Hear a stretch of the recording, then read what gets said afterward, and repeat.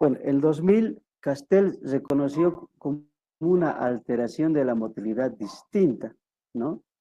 Se define como una anomalía de la contracción del esófago distal, ¿ya? Generalmente este cuadro se asocia a un reflujo gastroesofágico o una enfermedad de reflujo gastroesofágico, ¿ya?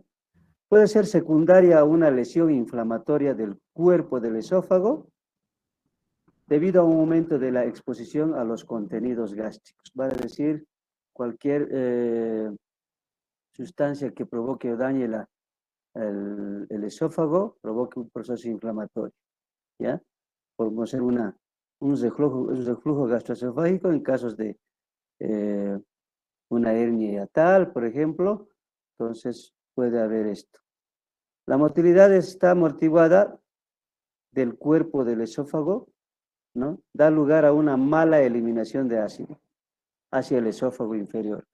O sea, quiere decir que por una acidez o por reflujo va a estar causada esta patología por esa alteración de la motilidad que existe, que no permite un peristaltismo normal y por ende una adecuada evacuación del esófago hacia el estómago, ¿ya?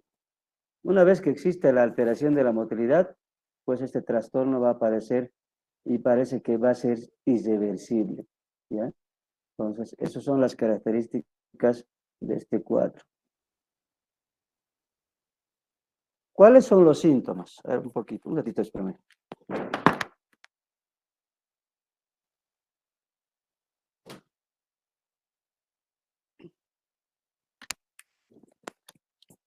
¿Qué síntomas vamos a ver? Generalmente vemos reflujo y disfagia, eso es lo más característico, ¿no? Pirosis, puede haber dolor torácico, regurgitación, vale decir, del contenido del estómago hacia el esófago, y el diagnóstico se realiza mediante una manometría esofágica, ¿ya? Entonces, también puede hacerse un esofagograma con bario, ¿ya? Lo cual nos va a mostrar las anomalías inespecíficas de la contracción del esófago, ¿no? Pero que no permite diferenciar de la motilidad esofágica ineficaz de otros trastornos motores, ¿ya? No nos va a hacer diferenciar lo que es el esofagograma, ¿ya? En relación a la manometría, se define como una motilidad esofágica ineficaz cuando se define por más de 50% de las devoluciones van a ser ineficaces, ¿no? Vale decir que el integral contráctil distal es menor de 450 milímetros de mercurio de presión. Entonces, cuando hay esto en la manometría, estamos haciendo un diagnóstico de motilidad esofágica ineficaz. Con el esofagograma con bario, podemos ver que hay alteraciones o anomalías de la contracción del esófago, pero que no permite diferenciar de otros trastornos, ¿ya? Entonces, no nos va a permitir diferenciar de otros trastornos. ¿Cuál viene a ser el tratamiento de esta patología o de este cuadro? El mejor tratamiento sería la prevención, ¿no? Entonces, la prevención. ¿Y cómo vamos a prevenir?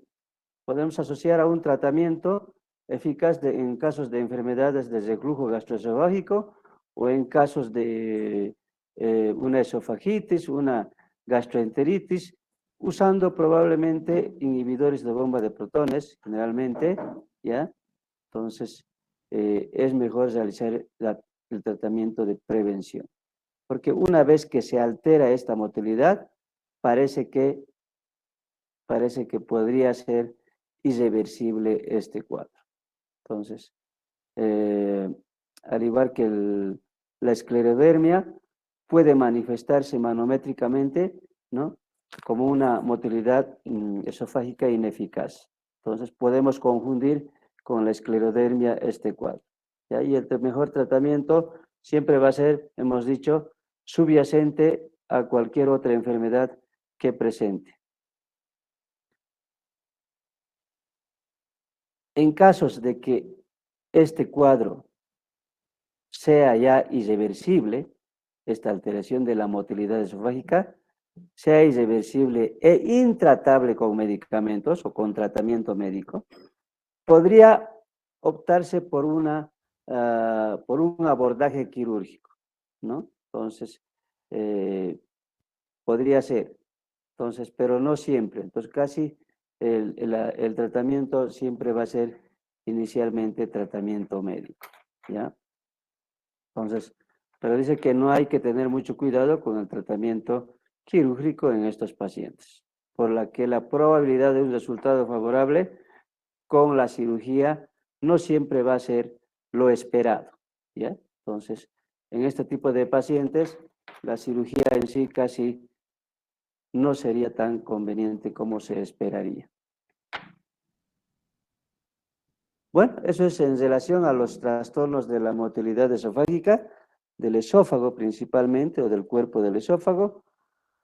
Ahora, el siguiente tema que vamos a tocar son los divertículos, los trastornos diverticulares a nivel del esófago, ¿ya? Entonces, vamos a decir de que son protrusiones en forma de saco ciego de la pared esofágica, como vemos acá en esta imagen, ¿ya? Pareciera que fuesen sacos herniarios, en realidad son sacos hernias, ¿no? Está considerado dentro de lo que son las hernias, ¿ya? Entonces, son divertículos y los resultados de esta situación, o para que aparezca estos divertículos, son un trastorno motor primario, una anomalía del esfínter esofágico superior y una anomalía del esfínter esofágico inferior. Entonces, eso sería la causa probable para que aparezcan estos divertículos, ¿ya? Y generalmente aparecen, ¿en qué sitios del esófago? Aparecen en la parte a nivel del esfínter esofágico superior, ¿ya? Esto que se llama divertículo de Schenker, a nivel del cuerpo esofágico, que va a ser generalmente el divertículo del tercio medio, llamado así, y pues está a nivel del esfínter esofágico inferior, ¿ya? El divertículo epifrénico, ¿ya? Entonces, esto pues, estaría casi por encima del diafragma, lo que se llama el divertículo del epifrénico, ¿ya? ¿Cuál es la clasificación? Entonces, la clasificación de los divertículos es en función a la localización, ¿ya? Y en función a la localización vamos a clasificarlos en faringoesofágicos, que viene a ser el divertículo de Schenker, que es lo más habitual que conocemos, los divertículos parabronquiales o medioesofágicos y los epifrénicos o supradiafragmáticos, ¿no? Entonces, ahí están, en esta imagen vemos el divertículo de Schenker, ¿ya? Los divertículos parabronquiales y el divertículo epifrénico, que estaría por debajo del diafragma. Eso en función a su localización. Y en función a la constitución de la pared o histología, los divertículos pueden ser verdaderos o pueden ser falsos. ¿A qué llamamos verdaderos? Cuando están compuestos por todas las capas de la pared del esófago, vale decir, mucosa, submucosa y capa muscular. Y falsos cuando solamente consta de mucosa y submucosa. Acá no hay la capa muscular. Entonces, por eso se consideran verdaderos los que están conformados por las tres capas de la pared del esófago, y los falsos solamente incluye la mucosa y submucosa. Otra clasificación es por su mecanismo de producción o fisiopatología, ¿ya? Entonces, acá también se clasifican en dos, que son por pulsión y por tracción, ¿ya? Entonces, los divertículos, por su mecanismo de producción o fisiopatología, van a estar clasificados por pulsión y tracción. Entonces, Las que son por pulsión vienen a ser falsos, vale decir que solamente están conformados su pared por la mucosa y su mucosa, ¿ya? Y las presiones intraluminales elevadas causarían este trastorno de la motilidad, ¿ya? Entonces, esas presiones intraluminales muy elevadas van a causar esto, ¿ya? ¿Y quiénes están dentro de esto? Está el divertículo de Schenker y los divertículos epifrénicos, ¿no? Entonces, estos dos tendrían una pared falsa y además serían por pulsión, ¿ya? Estarían dentro de esa clasificación correspondería. Y los de tracción son verdaderos, vale decir que están constituidos por las tres capas del esófago, ¿no? ¿Cuándo se produce esto? Cuando los ganglios linfáticos mediastínicos se inflaman, ¿no? Y por ese proceso inflamatorio se van a adherir al esófago, ¿ya? Y a medida que cicatrizan ese proceso inflamatorio, ¿qué es lo que hacen? Ese ganglio lo que hace es contraer tirando del esófago, ¿no ve?, hacia el proceso cicatrizal que presenta el ganglio linfático o los ganglios linfáticos inflamados. Y con el tiempo vamos a ver de que esta parte del esófago se va a hacer una hernia y va a producir un divertículo, ¿ya? Van a ser más frecuentes en la región medioesofágica alrededor de los ganglios carinales. Entonces, estas vendrían a ser las de tracción o verdaderas que vienen a conformarse de las tres capas. Seguimos con la clasificación por su origen, ¿ya? Por su origen pueden ser congénitos o adquiridos, ¿sabe? Congénitos cuando nacen con este divertículo, ¿ya? Puede haber raras veces, dice, desde tempranos, durante las edades tempranas de la infancia. Lo que quiere decir es que no es tan frecuente como congénitos, ¿ya? Y adquiridas, pues, con el tiempo del desarrollo del paciente o del tiempo de vida que pase este paciente, ¿no? Supuestamente es más frecuente en edades de tercera edad, ¿ya? En pacientes adultos mayores. Entonces, en la infancia los congénitos, por eso dicen congénitos desde el nacimiento, raras veces se puede ver este divertículos y más frecuentemente se puede ver en adultos mayores.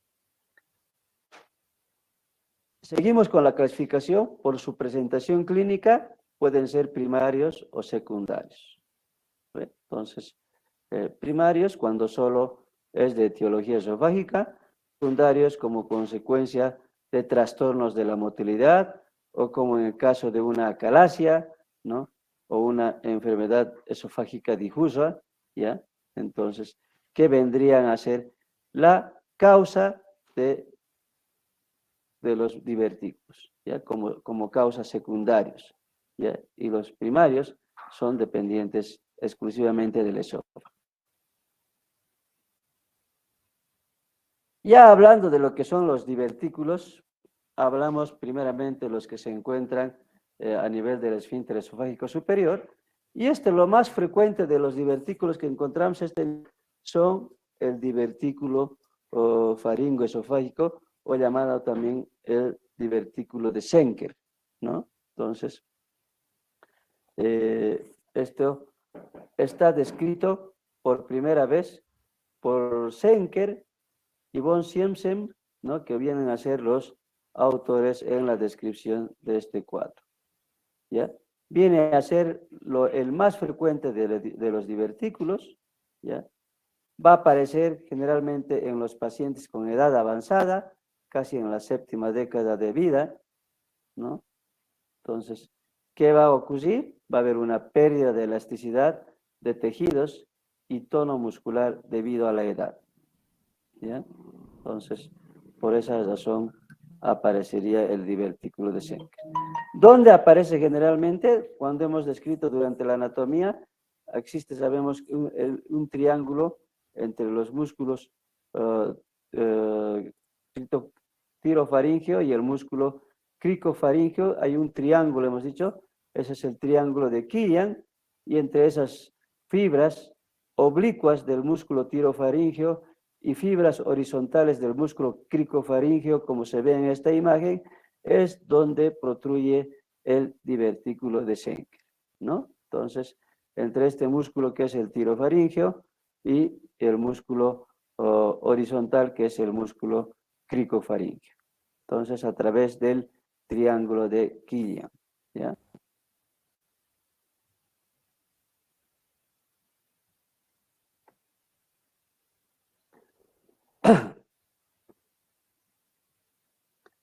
Cuando este divertículo se dilata, ¿ya? Entonces la mucosa y submucosa diseccionan hacia abajo y al lado izquierdo del esófago, ¿ya?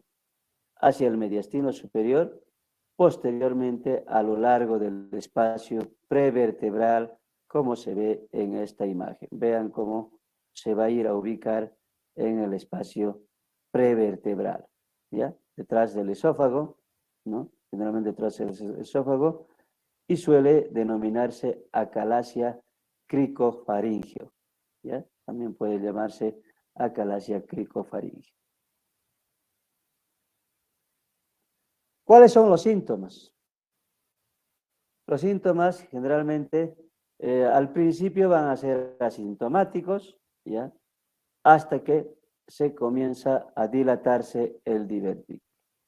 Generalmente se van a quejar los pacientes de tos persistente, tialismo, vale decir mucha salivación, ¿ya? Una disfagia intermitente, que son los signos de una enfermedad progresiva que está causando el divertículo de Schenker en la medida de cómo va creciendo ese saco, ¿no?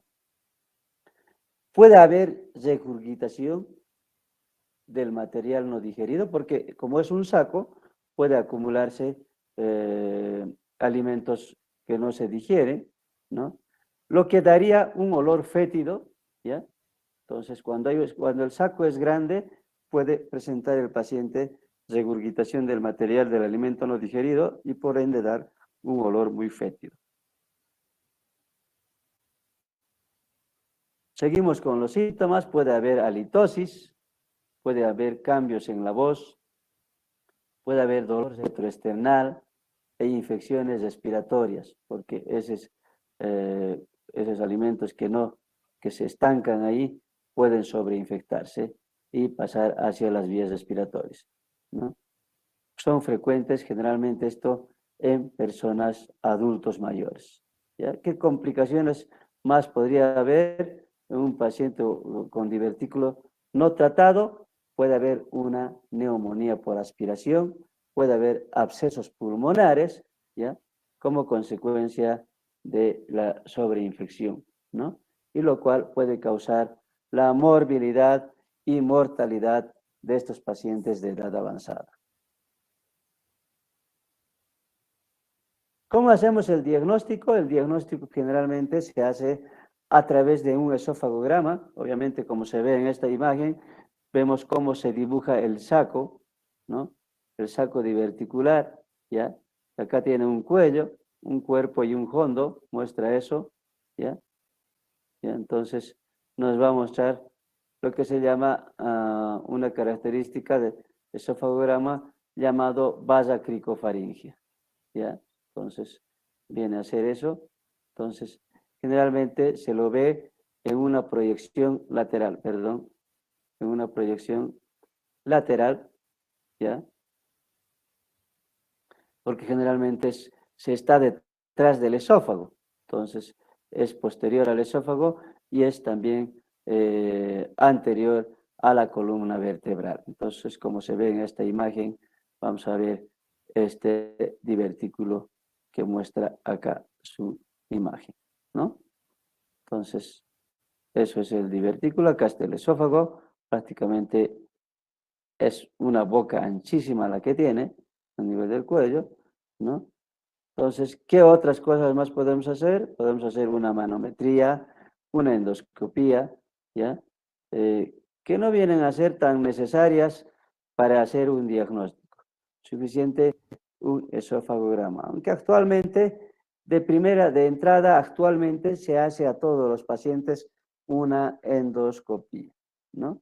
Tal vez podemos hacer el diagnóstico en forma casual a través de una endoscopía, ¿ya? Pero generalmente lo más característico que debemos hacer es un esofagograma con vario, lo cual nos mostraría este divertículo dibujado delante de la columna vertebral.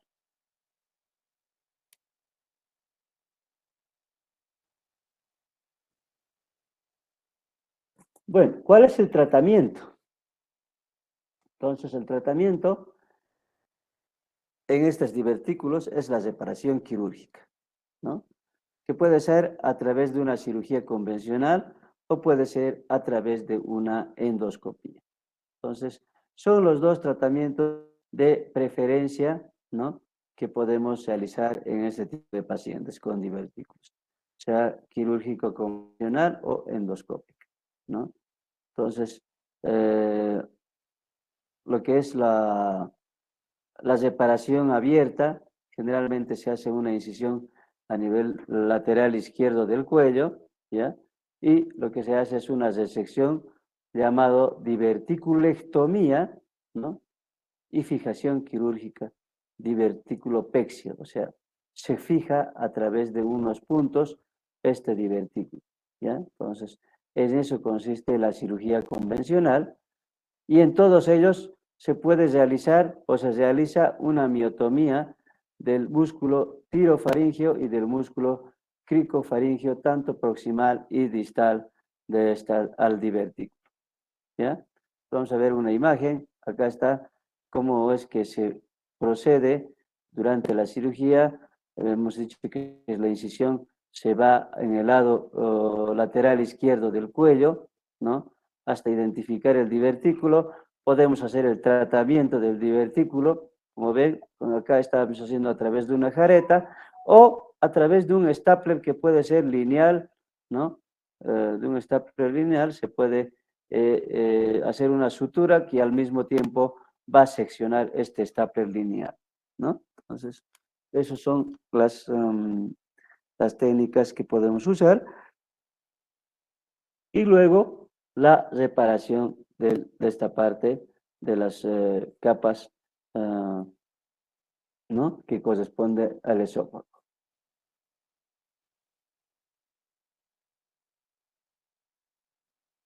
Seguimos con el tratamiento.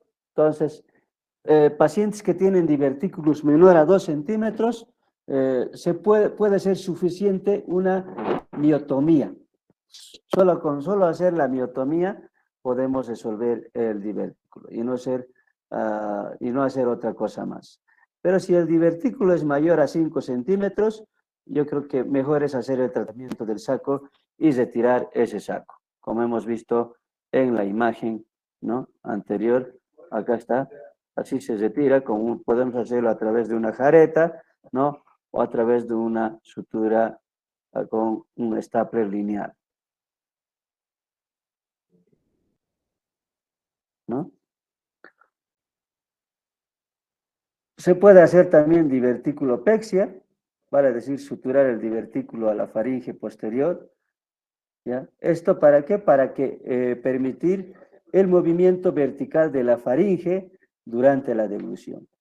Porque si fijáramos este saco hacia la parte o hacia la fascia prevertebral, entonces durante la deglución no tendría ese movimiento normal la faringe, ¿no?, durante la deglución.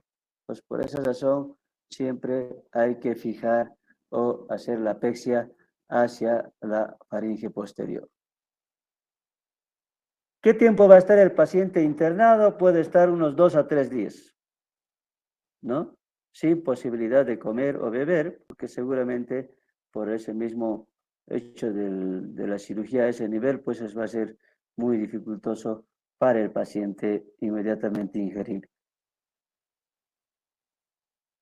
Y generalmente se evita darlos inicialmente alimentos por la probabilidad de que haya un aumento de presión o motilidad que haga una dehiscencia de sutura, ¿no? Entonces, por eso es que se espera 2 a 3 días de la estancia hospitalaria.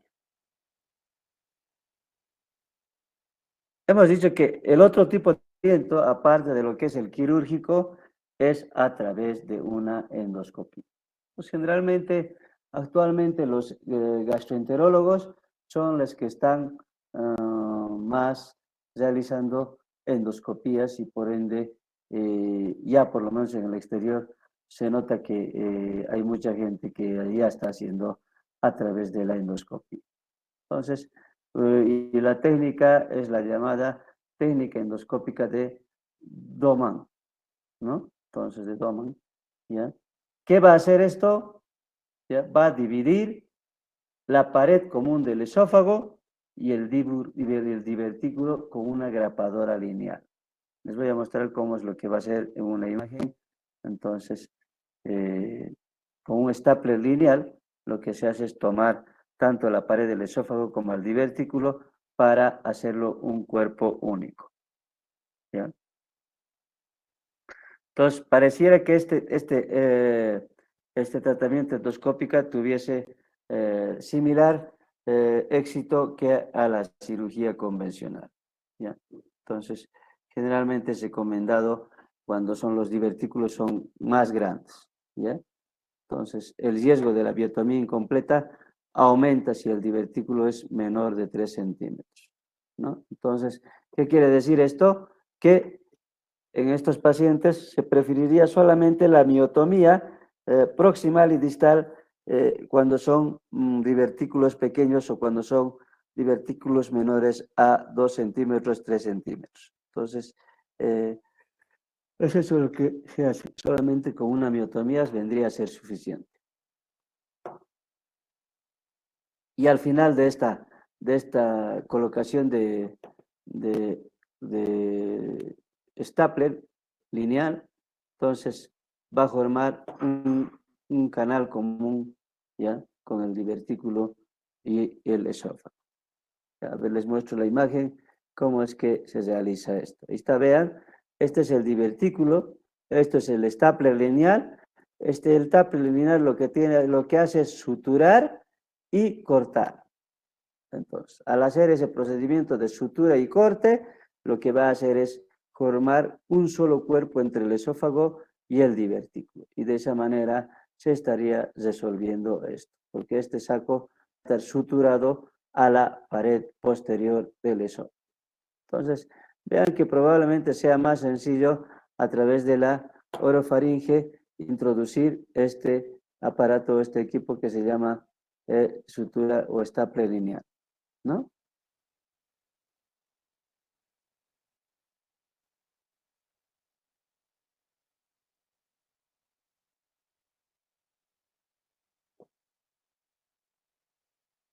Eso es lo que hacemos, ¿no? A través de un tratamiento por endoscopia.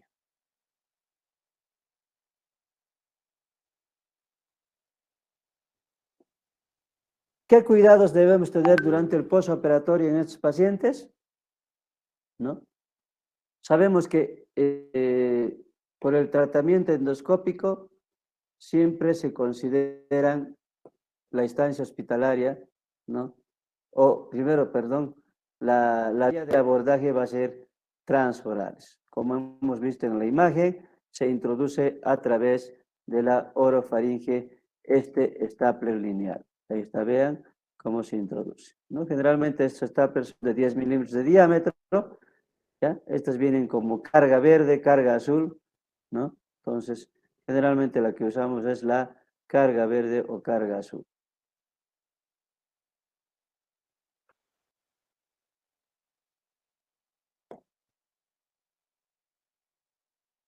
¿Qué ventajas más hay en estos pacientes que se operan por vía endoscópica? Pueden tener toma de líquidos al día siguiente mismo de la cirugía, ¿ya? se requiere mucho menos tiempo de hospitalización, generalmente una noche, ¿no? Y se recomiendan también para los pacientes con divertículos de Schenker entre 2 y 5 centímetros. Entonces, este tipo de procedimiento endoscópica van a ser mucho mejores el resultado en este tipo de tamaño de divertículos, ¿ya? Asimismo, se ha hecho un estudio entre los dos tipos de reparaciones o tratamientos quirúrgicos, ya sea quirúrgico o endoscópico. Entonces, al hacer estos estudios entre los dos tipos de procedimientos, se ha visto de que los divertículos de 3 centímetros o menores, ¿ya? Entonces, van a ser más superiores la reparación quirúrgica en relación endoscópica, ¿ya? Entonces, eso. Pero cualquier divertículo más de 3 centímetros, los resultados podrían ser los mismos, ¿no? Tanto en la endoscópica como la convencional. Entonces, comparando ambos, los resultados en pacientes que tienen divertículos mayor a 3 centímetros vendrían a ser iguales. No habría diferencia en los resultados. De hecho, que la estancia hospitalaria y la inanición de los alimentos es más corta en la endoscópica. ¿Ya? En el tratamiento endoscópico es más corta, ¿no? Pero, dice que independientemente de cuál sea el método de separación, generalmente estos pacientes evolucionan en forma favorable, ¿no? Entonces, lo que significa que el tratamiento quirúrgico sea de eh, la clásica o convencional o sea endoscópica, tendrían buenos resultados. Bueno, hemos hablado de lo que son el divertículo a nivel del esfínter esofágico superior, que es el divertículo de Schenker, ¿no? Entonces, ahora pasamos a los divertículos del cuerpo esofágico. Hemos dicho que están generalmente causados, como se ve en esta imagen, causados por un proceso inflamatorio de los ganglios paravertebrales, ¿no? O paraesofágicos, perdón, parabronquiales, perdón, ¿ya? Ganglios parabronquiales, lo cual retraería el esófago, como ven acá. Entonces, este proceso inflamatorio va a retraer. ¿Cuándo ocurre generalmente esto? Cuando hay pacientes con TBC o tuberculosis, ¿no? Entonces, en casos de pacientes con tuberculosis, se va a inflamar estos ganglios parabronquiales, lo que haría la tracción. Por eso decimos de que estos divertículos medioesofágicos están dentro de la clasificación por tracción, ¿no? Entonces, en la mayoría de los casos. Hemos dicho que este proceso inflamatorio va a producir una tracción sobre la pared y por consiguiente formación del divertículo, que también viene a ser un divertículo verdadero, ¿no? Pues ¿por qué verdadero? Al tener todas las paredes o las capas del esófago, ¿no? Entonces, el mecanismo importante para los divertículos es la tracción por un proceso inflamatorio, como vemos acá.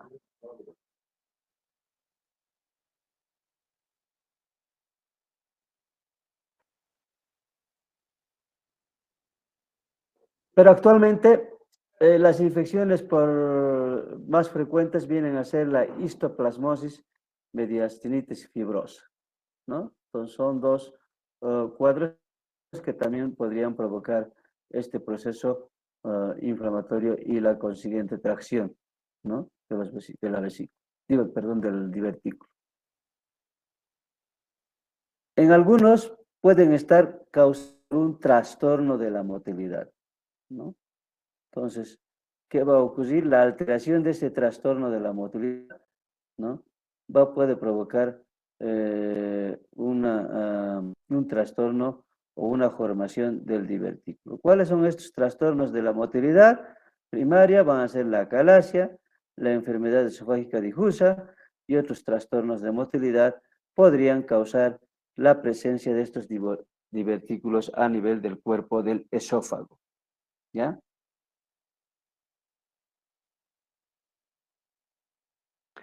¿Cuáles son los síntomas de estos divertículos? En la mayoría de los casos son asintomáticos, ¿no? Se llenan y vacían fácilmente por la posición. Va a decir, si el paciente está parado, pues se vacían fácilmente. Entonces, eh, el hallazgo va a ser casual, ¿no? Cuando se realizan pruebas diagnósticas de otras causas de enfermedad, como ser disfagia, como ser dolor torácico, regurgitación, ¿ya? Pueden estar presentes por trastornos de la motilidad primaria subyacente a estos cuadros, ¿no? O estas sintomatologías. El paciente puede presentar tos crónica, ¿no? En casos de que haya una fístula broncoesofágica, ¿no? En esos casos puede tener una tos crónica. Puede tener una hemoptisis, ¿ya? Aunque es poco frecuente, ¿no? Es un síntoma de presentación que indica una erosión del esófago, ¿no?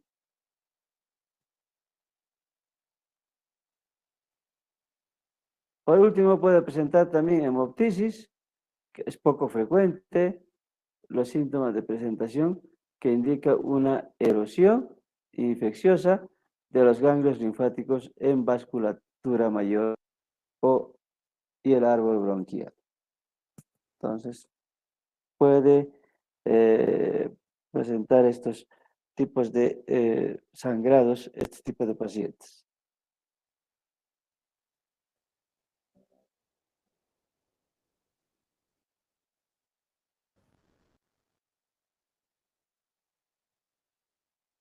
Entonces, eso, ¿y cómo hacemos el diagnóstico? El diagnóstico lo hacemos a través eh, de un esofagograma con vario, ¿ya? Entonces, vemos acá en esta imagen, ¿ya? Entonces, generalmente están a la derecha, ¿no? A la derecha, en relación al divertículo de Schenker, ¿no? Entonces, ¿debido a qué? Debido a que hay una abundancia de estructuras en la región medio torácica del lado izquierdo del pecho. Entonces, por eso serían localizados a la derecha, hacia el lado derecho del esófago, ¿ya? Entonces, acá se ve la imagen del divertículo de medio esofágica. Seguimos con el diagnóstico. Podemos hacer también una TAC. La TAC es muy útil para identificar cualquier linfoadenopatía mediastínica. Hemos dicho que los procesos inflamatorios de los ganglios linfáticos más van a provocar este divertículo por tracción, ¿no? Entonces, por esa razón, la TAC nos podría ser de utilidad para hacer el diagnóstico de este divertículo medio esofágico. ¿Qué otro medio de diagnóstico podemos hacer para el diagnóstico de este tipo de divertículo? Una endoscopía. Una endoscopía, una manometría, ¿no? Entonces, van a ser muy importantes estos exámenes complementarios que podrían realizarse en este tipo de pacientes.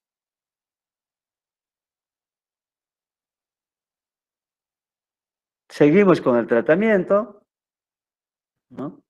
Generalmente el tratamiento se va a basar en los resultados de la manometría, para decir que la manometría nos va a hacer ver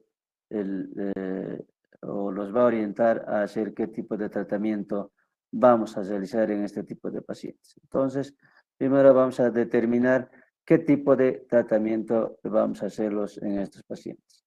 En pacientes asintomáticos con un proceso inflamatorio de los ganglios linfáticos mediastínicos, el manejo de la causa obviamente va a ser importante, ¿no? Entonces vendría a ser el tratamiento de elección. Si es un paciente con tuberculosis, pues se hará un tratamiento de la tuberculosis, ¿no? Entonces, dependiendo de qué patología estaría causando este proceso inflamatorio de los ganglios, ¿ya?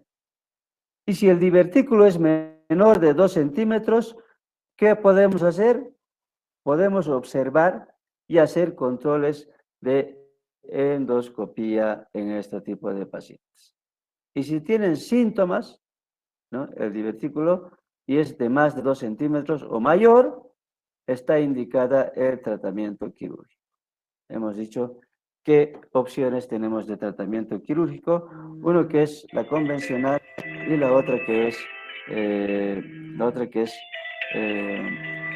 eh, por endoscopía, ¿no?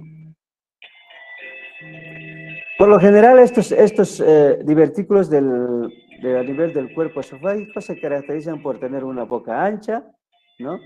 Y se encuentran cerca de la columna vertebral, ¿no? Entonces, por lo que puede realizarse una diverticulopexia en este tipo de divertículos, ¿ya? Y se suspende hacia la fascia prevertebral. Por esa razón, por esa vecindad con la columna vertebral, se puede hacer una pexia de este divertículo hacia la fascia vertebral, ¿no? Pues generalmente de todos. Esto no se podía hacer en el divertículo de Schenck, por esa movilidad que existe durante la deglución, ¿no? Entonces, pero acá sí podemos hacer la fijación hacia la fascia vertebral del tórax. Y en pacientes con dolor torácico intenso o disfagia, ¿no?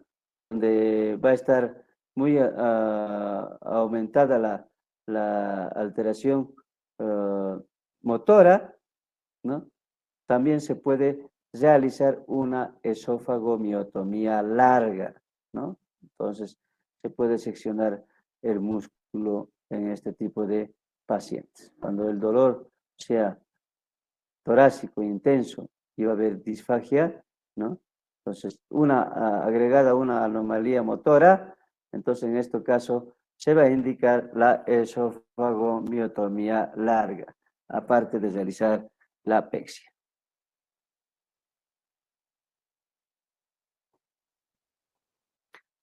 Ahora hablamos de lo que son divertículos epifrénicos. Hemos hablado de los divertículos a nivel del esfínter esofágico superior, que viene a ser el divertículo de Schenker. Hemos hablado de lo que son del cuerpo esofágico o de los divertículos medio esofágicos. Y ahora hablamos de lo que son los divertículos epifrénicos o subfrénicos, ya que están localizados por debajo del diafragma, ¿no? Adyacentes al diafragma en el tercio distal del esófago, más o menos a 10 centímetros de la unión gastroesofágica, ¿no?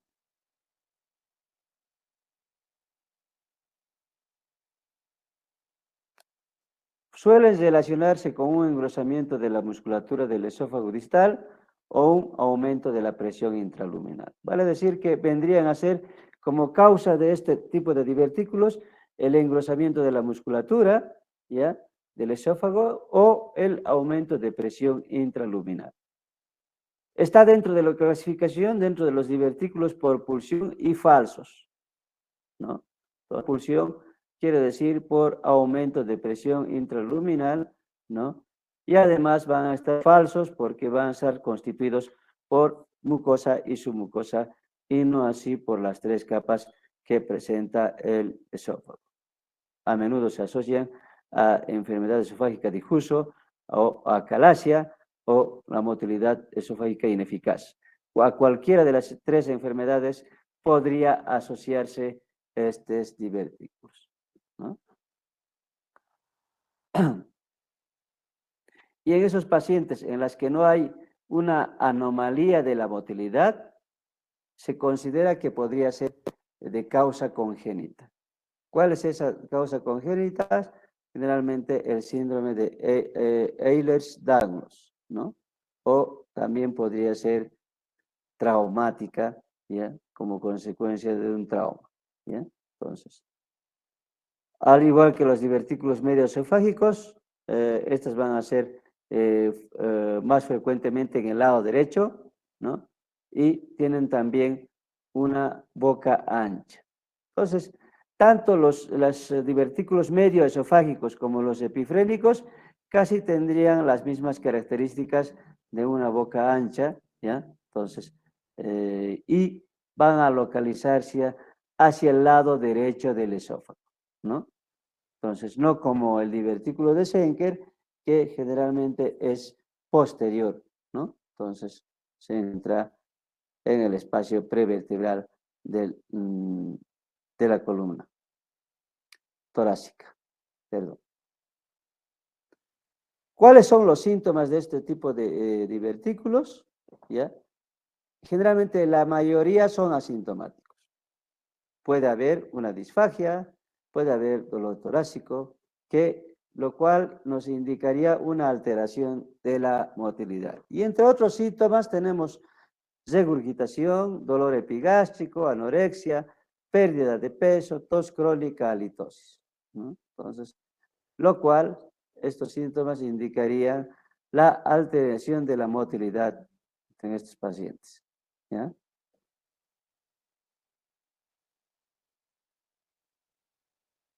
¿Cómo hacemos el diagnóstico? Igualmente, podría ser el diagnóstico de forma casual, como en el anterior, como en los divertículos medioesofágicos, acá está el divertículo medioesofágico, el divertículo epifrénico también podría ser un hallazgo casual, ¿no? Entonces, ¿cuándo podemos encontrar? Cuando hacemos diagnóstico de otros trastornos motores del esófago, ¿ya? Entonces, ¿cómo vamos a hacerlo? El mejor medio es el esofagograma con bario, que nos va a mostrar el tamaño, la posición, la proximidad del divertículo en el diafragma, ¿no? Entonces, podemos indicar con este examen a qué tipo de divertículo correspondería. Si viene a ser un divertículo de Schenker, que estaría hacia el lado izquierdo, y si viene a ser un divertículo medio esofágico y divertículo epifrénico, los dos generalmente se van a localizar hacia el lado derecho, ¿ya? Entonces, eso es un poco la diferencia con el divertículo de Schenker. ¿Qué cosa más podríamos hacer? ¿Qué tipo de examen más podríamos hacer? Podemos hacer frecuentemente una manometría, ¿no? Donde se va a identificar un trastorno motor subyacente, ¿ya? Entonces, además del divertículo, podría tener una alteración eh, esofágica de la motilidad, ¿no? ¿Qué va a evaluar la manometría? Va a evaluar la motilidad del cuerpo esofágico y la funcionalidad del esfínter esofágico inferior. Entonces, a través de la manometría podemos identificar el trastorno motor subyacente en relación al divertículo subfrénico. ¿Qué más podemos hacer? Podemos hacer una endoscopía. En la endoscopía, ¿qué vamos a evaluar? Vamos a evaluar si hay un proceso inflamatorio del esófago. Vamos a evaluar si hay un esófago de Basset. Esto generalmente a consecuencia de que existen reflujos gastroesofágicos que van a causar una alteración en el epitelio de la mucosa esofágica. ¿Y qué más podríamos hacer? Podríamos hacer un diagnóstico de cáncer esofágico a través de una endoscopia. ¿Cuál es el tratamiento? El tratamiento en este tipo de pacientes que se caracterizan por tener una boca ancha, ¿no? Y se encuentran dentro de la columna, cerca de la columna vertebral, podemos hacer una apexia, obviamente podemos hacer una apexia hacia la fascia vertebral, o sí, hacia la fascia vertebral, ¿no? Y a veces es suficiente con eso y no es necesario extirparlos, este tipo de divertículos, cuando son menores de 2 centímetros. O sea, como son pequeños, puede ser suficiente una apexia hacia la fascia vertebral o suspenderlos hacia la fascia vertebral, ¿no? Entonces, eso. Cuando son mayores a 2 centímetros o 3 centímetros, probablemente sea necesario hacer una divertimia, más una miotomía a nivel del cuello del divertículo. Entonces, aparte de realizarlo una diverticulopexia, cuando son grandes, podemos hacer sí o sí una miotomía en el cuello del divertículo. ¿Ya? Entonces, si se realiza una diverticulectomía, generalmente se coloca una grapadora vertical a través del cuello y se extirpa el divertículo, ¿no? Entonces, como hemos visto en esa imagen, con una grapadora o un stapler lineal podemos hacer una sección o tratamiento del divertículo y hacer una diverticulectomía, ese retiro del divertículo.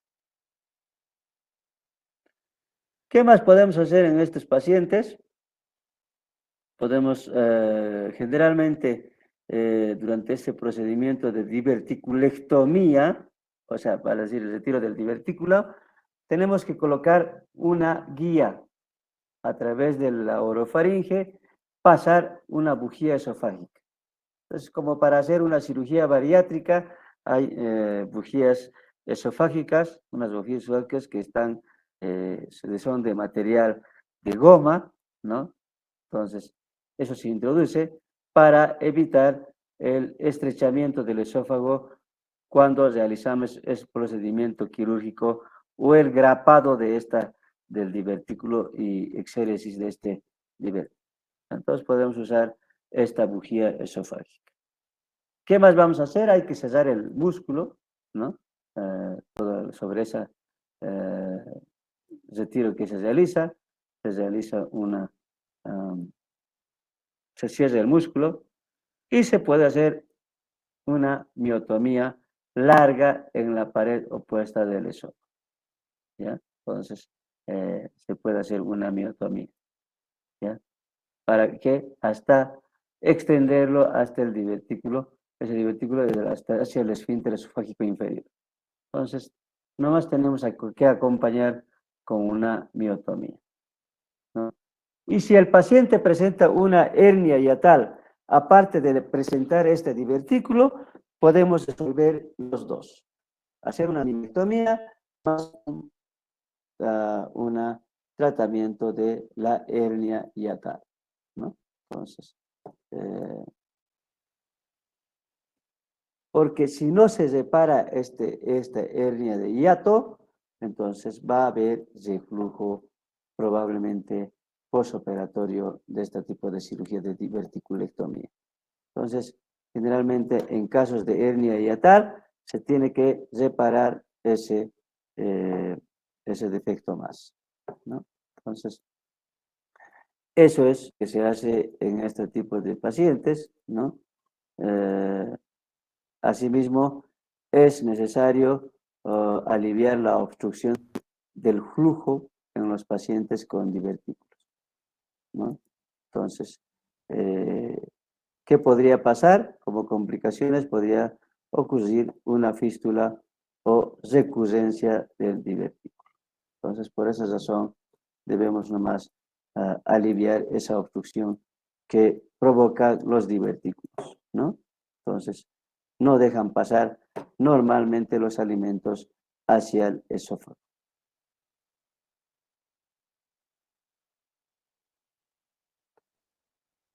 Bueno, chicos, quedaríamos ahí y mañana continuaríamos con lo que es la enfermedad del flujo gastroesofágico. Entonces, quedamos ahí. Si hay alguna pregunta o está todo claro, ¿no? Entonces, pueden hacer las preguntas necesarias. Buenas noches, doctor. Yo tengo una pregunta. Dime.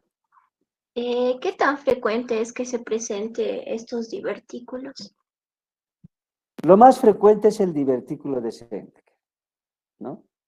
Los otros divertículos, como hemos dicho, son hallazgos casuales probablemente, ¿no? Son hallazgos casuales, ¿ya? Y es muy poco frecuente también. Más que todo los divertículos del cuerpo esofágico y los subdiafragmáticos. La frecuencia es mucho menor en relación al divertículo de Schenck. Hemos dicho que también son más frecuentes en adultos mayores el divertículo de Schenck, ¿no? Entonces, es una patología más frecuente de estos pacientes. Ya que los pacientes adultos mayores casi siempre pierden esa característica, esa consistencia de los tejidos, ¿no? Normal que existe en cualquier paciente joven. Gracias, doctor. ¿Algo, Y una pregunta algo más? más. Dime. Perdón. ¿Y qué puede causar que se eleven las presiones intraluminales? Las alteraciones de la motilidad esofágica. Hemos hablado que hay alteraciones que pueden causar, como son las alteraciones del esfínter esofágico superior, el esfínter esofágico inferior, como la acalasia, por ejemplo. Si hay una acalasia, en la acalasia hemos dicho que hay una estrechez a nivel del esfínter esofágico inferior, lo cual va a hacer que aumente pues, la presión en la parte proximal hacia el defecto. ¿Me entiendes? Entonces, toda alteración de la motilidad, todo trastorno de la motilidad a nivel del esófago podría ser una causa de aumento de presión, lo cual provocaría estos divertículos, ¿no? Está bien, En doctor. caso Muchas gracias. de que, ¿algo más?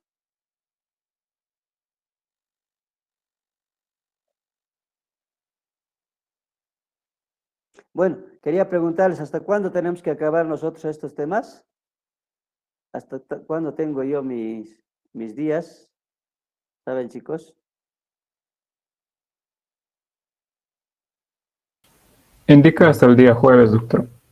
Ah, ya, hasta el día jueves. Entonces, lo más probable es que lo terminemos mañana, porque el jueves ya van a estar pasando seguramente con otro docente, ¿no?